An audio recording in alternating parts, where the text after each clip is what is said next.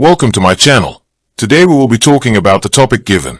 When looking at Robinhood and its banking and financial platform features, getting started requires meeting a core set of standard eligibility criteria mandated by both the platform and federal regulations. First, you must be at least 18 years of age. Age verification is strictly enforced, and Robinhood does not currently support custodial accounts for minors.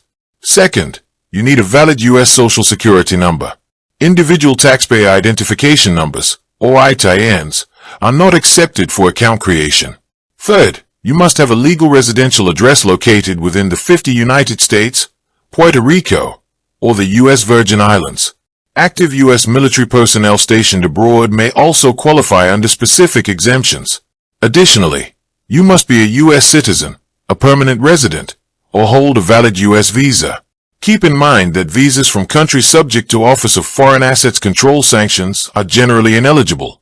Beyond your personal identification details, you will need a compatible device meeting basic technology requirements.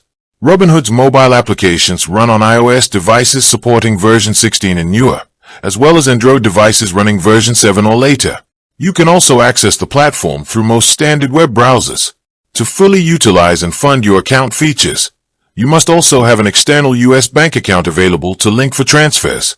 If you are looking to access specific expanded features like the Robinhood Gold subscription tier or associated physical cards, additional subscription fees or credit approval checks may apply depending on the specific product tier you select.